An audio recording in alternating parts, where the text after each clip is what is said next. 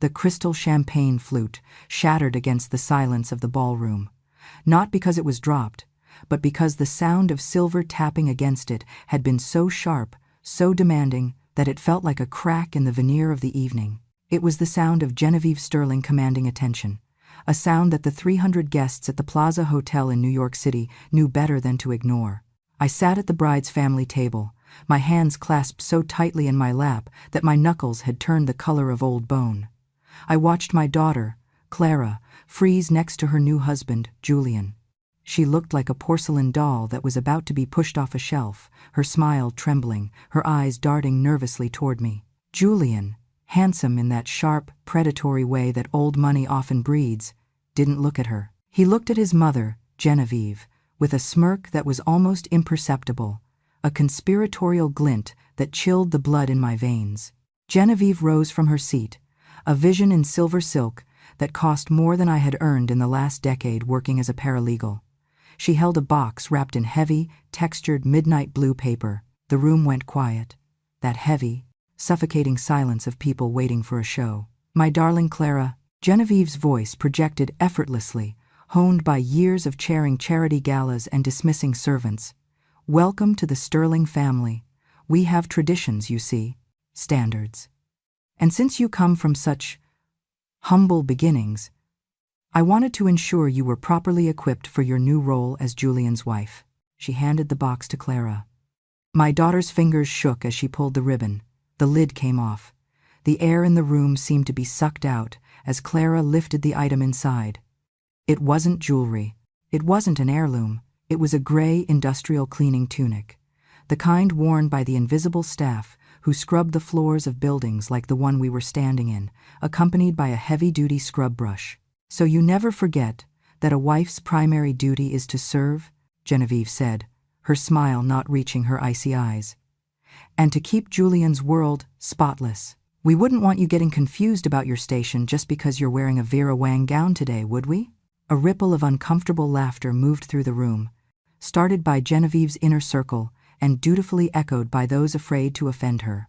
Julian laughed too, a bark of amusement. "Perfect, mother," he said, patting Clara's shoulder as if she were a well-behaved pet. "She'll put it to good use." Clara stood there, the gray polyester fabric clutching at her lace dress like a stain. She looked at me, her eyes filling with tears, begging for an exit, for the floor to open up. That was the moment the beast inside me woke up. It wasn't a beast of rage, but of cold, calculating protection. I was 58 years old, a widow who had scraped and saved every dollar since my husband died of a stroke 15 years ago. I had been invisible to these people all night, the quaint mother-in-law from Queens.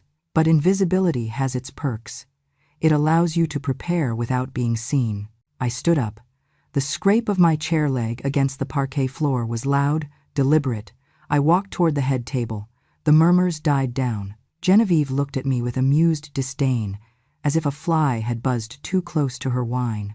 "An interesting gift, Genevieve," I said, my voice steady, surprising even myself. I reached into my small beaded clutch. "Practical. It speaks volumes about your expectations." I stopped in front of Clara and Julian. I didn't look at Genevieve anymore. I looked at Julian, looking deep into his eyes, searching for a trace of the man Clara thought she was marrying, but finding only the arrogance of a boy who had never been told no. "Since we are exchanging practical gifts, I have one for my daughter as well." I pulled out a thick, folded document, bound in a blue legal cover. I placed it in Clara's hands, right on top of the gray tunic. "Open it, Clara." Clara unfolded the paper, her brow furrowing. As she read the bold text at the top, her breath hitched. "Mom?" she whispered. "What is this?" "Read it, honey." Out loud. "Deed of trust," Clara read, her voice wavering but gaining strength. "Property located at 42 Willow Creek Lane, Hudson Valley. Owner, Clara Elizabeth Vance. Sole beneficiary." The silence that followed was different.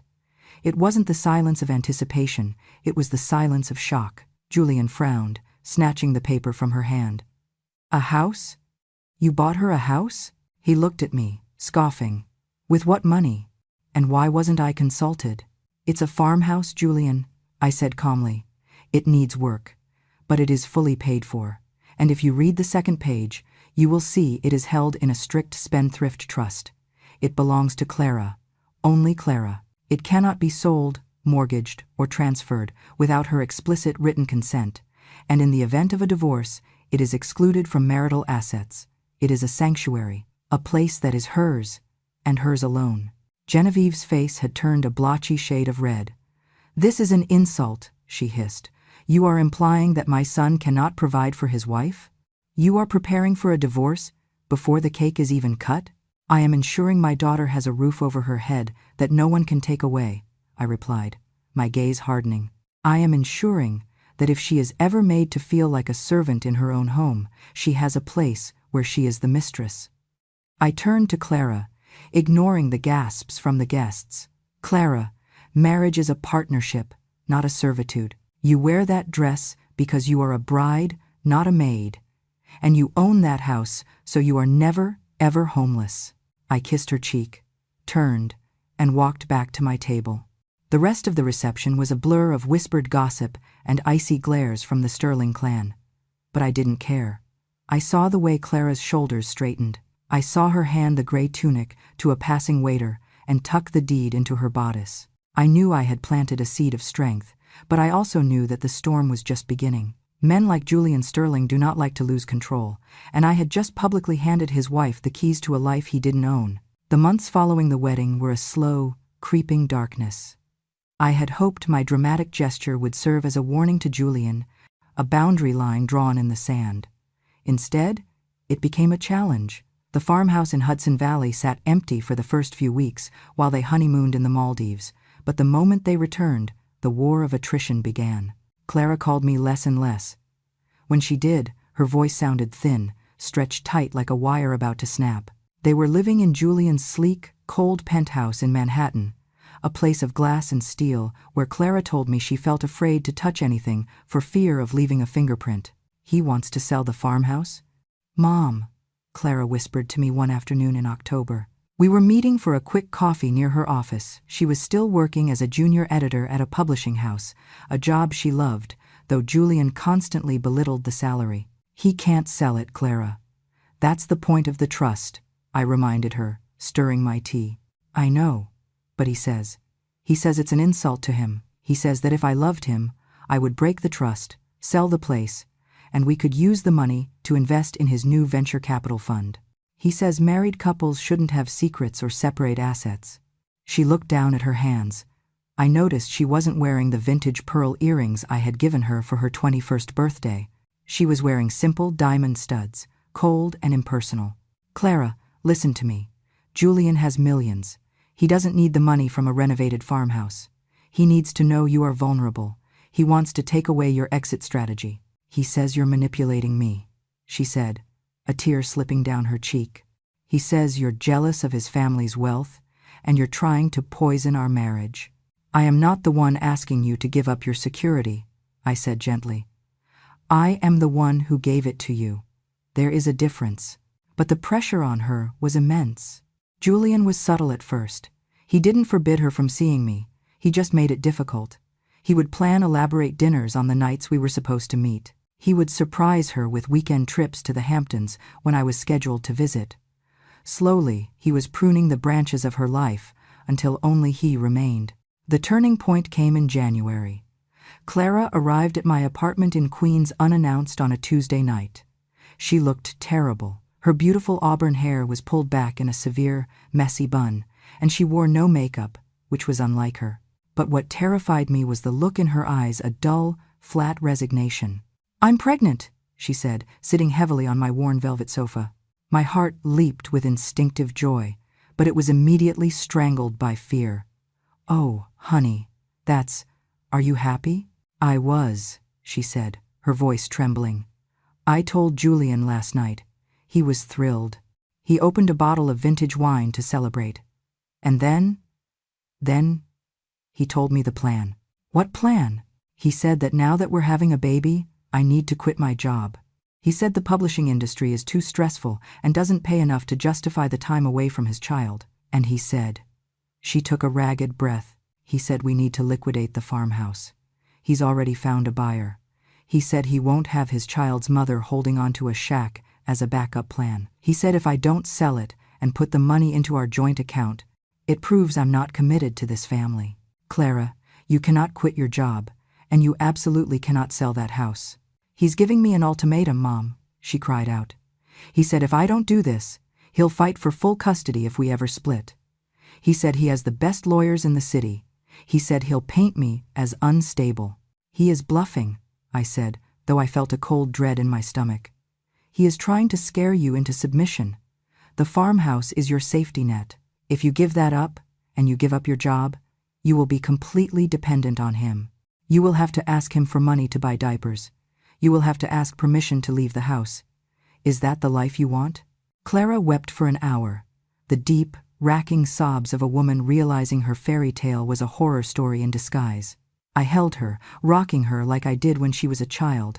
I told her about the trust, about how ironclad it was, how my boss at the law firm, a shark of a man named Mr. Henderson, had drafted it specifically to withstand men like Julian. Go back to him, I told her, making the hardest decision of my life. But do not sign anything. Tell him the trust is legally unbreakable without a 2-year waiting period. Lie if you have to. Buy time. And keep your job. Tell him you'll quit after the baby is born. Just hold your ground. She went back. And for a few months, things went quiet. Too quiet. I didn't see Clara for 6 weeks. Every time I called, it went to voicemail. I received brief, generic text messages. I'm fine, just busy with the pregnancy. Julian and I are working things out. Please don't come over, he stressed. I drove out to the farmhouse in the Hudson Valley one weekend just to check on it. It was a beautiful place, an old Victorian I had bought as a foreclosure and spent 5 years restoring with my own hands on weekends. I had imagined Clara raising her children there, running in the apple orchard. When I arrived, I found the locks had been changed. Not on the farmhouse, Julian couldn't touch that, but my key to Clara's apartment in the city no longer worked. I knew this because I drove straight back to Manhattan and tried to get into their building. The doorman, a man I had known for a year, looked at me with pity. Mrs. Vance, I can't let you up, he said quietly. Mr. Sterling left strict instructions. No visitors for Mrs. Sterling. She's on bed rest. Bed rest? I demanded. She's only 4 months pregnant. I'm sorry, ma'am. If I let you up, I lose my job. I stood on the sidewalk of Park Avenue, looking up at the penthouse windows. They were dark. A primal fear gripped me. This wasn't just a bad marriage anymore. This was captivity. I went to the police precinct. I tried to file a welfare check. The officer behind the desk looked at Julian's name on the report and sighed. Ma'am, unless you have proof of violence, there's not much we can do. Husbands and wives argue. If she's not calling for help, we can't just kick down the door of a Sterling. I realized then that the law was a blunt instrument, and Julian was insulated by layers of money and influence. I had to be smarter. I had to wait for an opening. The opening came 3 weeks later, in the form of a frantic, 3-second phone call at 2 a.m. Mom. Hudson. Key. Under the loose brick. Help. The line went dead. I didn't hesitate.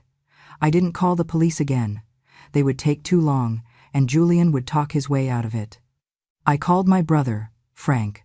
Frank was a retired union carpenter, a man the size of a vending machine with hands like shovels and a heart of gold. He hated Julian from the moment they met. Frank, bring your truck, I said, and your crowbar. We drove to the city. It was raining, a cold, miserable March rain. We didn't go to the penthouse. Clara had said Hudson. She meant the farmhouse. Julian must have taken her there. It made sense. It was isolated, far from the prying eyes of the city, a place where he could break her will without witnesses. We arrived at the farmhouse just before dawn. The house was dark, sitting ominously against the gray sky. Julian's sleek black Range Rover was parked in the gravel driveway. My heart hammered against my ribs. Stay here, Frank said, grabbing a heavy flashlight. No, I'm coming. We approached the front door, locked. I checked the loose brick in the garden wall where I used to hide a spare key during renovations. It was gone. Julian must have found it. We circled the house. The windows were dark, but on the second floor, the master bedroom, I saw a faint flicker of light. A candle? I picked up a rock from the garden path. Frank, the back door. The glass pane. Frank nodded. He wrapped his jacket around his arm and smashed the pane of the kitchen door. The sound was swallowed by the wind. He reached in and unlocked it. We were in. The house was freezing. The heating had been turned off. "Clara!" I screamed, running up the stairs. "Clara! Mom!" A muffled cry from the master bedroom. I tried the door. Locked. Not just locked, but bolted from the outside. A heavy-duty slide bolt had been installed on the hallway side of the beautiful oak door. My blood ran cold. He was treating her like an animal in a cage. Frank didn't wait. He slammed his shoulder into the door. The wood splintered. He hit it again, a grunt of effort escaping his lips. The door flew open. Clara was huddled in the corner of the room, wrapped in a duvet. She looked emaciated. Her eyes were wide with terror. There was no electricity in the room. She had burned a small decorative candle down to the nub. "Mom!" She scrambled up and threw herself into my arms. She was shaking so violently her teeth rattled. He left 2 days ago. He said he wouldn't come back until I signed the papers. He turned off the power. There's no food. He left you here?" I touched her face, my hands trembling with rage. Pregnant? And alone in the freezing cold? He took my phone. He locked the door. "Well, isn't this a touching family reunion?" The voice came from the doorway. We spun around. Julian was standing there, leaning against the broken doorframe. He looked immaculate in a cashmere coat, holding a coffee cup as if he were watching a boring play. He must have been sleeping in the guest cottage out back, waiting for her to break. "You're trespassing," Julian said calmly. "Frank, is it? I'll have you arrested for breaking and entering. You locked my pregnant daughter in a freezing room for 2 days," I said, my voice low and dangerous. "That is unlawful imprisonment. That is endangerment. That is torture." Julian laughed. "She's my wife." She was having a hysterical episode. I did what was necessary to calm her down. I was right here on the property the whole time. I was waiting for her to come to her senses and sign the sale agreement. He looked at Clara with disgust. "Look at you. Pathetic. Running to mommy because you can't handle being an adult." Clara shrank back. But I stepped in front of her. "She is leaving, Julian. Now. She's not going anywhere with my child inside her." Julian took a step forward. Frank stepped in front of me. He didn't say a word. He just stood there, 6 feet 4 inches of blue-collar muscle, holding a crowbar loosely at his side. He looked at Julian with the kind of calm indifference a butcher has for a piece of meat. Julian stopped. He looked at the crowbar, then at Frank's face. The arrogance in his eyes flickered and died, replaced by the cowardice that always hides behind bullies. He sneered. "Fine, take her. She's useless to me like this anyway. But you'll be hearing from my lawyers. You'll be destitute by the time I'm done with you." "Save your money, Julian," I said, guiding Clara past him. "You're going to need it for the criminal defense attorney." We drove Clara straight to the hospital. She was dehydrated and suffering from mild hypothermia, but the baby was fine. The doctors documented everything: the bruises on her wrists where he had grabbed her, the malnutrition, the psychological trauma. This time, the police listened. With the medical report and Frank's testimony, we got a temporary restraining order within 24 hours. The divorce was not a battle. It was a scorched earth campaign. Julian's family unleashed their legal hounds. They tried to invalidate the trust. They tried to claim Clara was mentally unstable. They tried to bankrupt me with legal fees. But they underestimated 2 things. First, the meticulousness of the trust I had created. It held up in court like a fortress. The farmhouse remained Clara's. Second, the power of a mother's rage. I cashed in my retirement. I took out loans. I didn't care if I ended up eating cat food for the rest of my life. My daughter was going to be free. The turning point in the legal war came when Genevieve Sterling took the stand. She was arrogant, dismissing the judge's questions with haughty waves of her hand. When asked about the Maid uniform, she rolled her eyes. "It was a joke," she said. "A lesson in humility." "And locking a pregnant woman in a room without heat?" my lawyer asked. "Was that a lesson too?" "She was hysterical," Genevieve snapped. "Julian was managing her. That girl was always too fragile for our world. The judge, a stern woman who had clearly dealt with too many men like Julian, looked at Genevieve over her glasses. Mrs. Sterling, in my courtroom, stripping a human being of their dignity and safety is not managing them, it is abuse. We won. Not everything. Julian's lawyers managed to protect most of his assets, but we won what mattered. Clara got full physical custody of the baby. With Julian allowed only supervised visits, she kept the farmhouse. And she got her freedom. 3 years have passed since that night. The farmhouse is different now. It's no longer a cold, empty shell. It is filled with the chaotic, beautiful noise of life. There are toys scattered on the Persian rug in the living room. The kitchen smells of cinnamon and apples. Clara didn't go back to the publishing house in the city. Instead, she started a small editing consultancy from home. She works on the porch, looking out at the apple trees. She is different, too. The fear is gone from her eyes, replaced by a quiet, steely resilience. She doesn't laugh as easily as she used to, but when she does, it is real. I live in the guest cottage now, the same one where Julian had slept while tormenting her. We reclaimed it. I help with the baby, a little boy named Leo who has Clara's red hair and my husband's kind eyes. Julian comes for his supervised visits once a month. He arrives in a different luxury car each time, looking older, harder. He tries to buy Leo's affection with expensive, inappropriate toys, drones, electric cars, things a 3-year-old can't use. Leo is polite but distant. He knows, with the instinctive wisdom of children, that this man is cold. Genevieve died a year ago, alone in her massive estate. We heard she had alienated everyone in her final months, even Julian. There was no one left to impress. Today, I sat on the porch swing, watching Clara push Leo on the tire swing, hanging from the old oak tree. She was wearing jeans and a t-shirt, her hair loose in the wind. She looked over at me and smiled, a smile of pure, unadulterated peace. "You know, Mom," she said, walking over and sitting beside me. "I used to hate this house when everything was happening. I felt like it was the reason he turned on me." "It wasn't the house, Clara," I said, taking her hand. "The house just revealed who he really was. It forced him to show his hand." "I know," she leaned her head on my shoulder. "But now I look at it, and I don't see a building. I see a shield. I see the thing that kept me from drowning." "That was the plan," I whispered. "I'm going to change the deed," she said suddenly. I sat up, alarmed. "What? Why?" "I'm adding Leo to the trust," she said, squeezing my hand. "And I'm adding a clause. If he ever marries, his partner gets a separate deed to a small piece of the land, in their own name." I smiled, tears pricking my eyes. "Why would you do that?" "So that the cycle ends with us," Clara said firmly. "So that no one in this family ever has to wonder if they have a place to go when the storm comes." I looked out at the rolling hills of the Hudson Valley, the sun setting in a blaze of orange and purple. I thought about the maid's uniform, rotting in a landfill somewhere.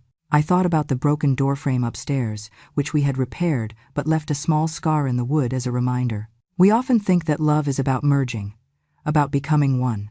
But true love, the kind that saves you, is about ensuring the other person can stand alone if they have to. I had given my daughter a house, but she had turned it into a home. And in doing so, she had built the one thing money can't buy and cruelty can't take away: a life of her own design. "That sounds like a perfect plan," I said.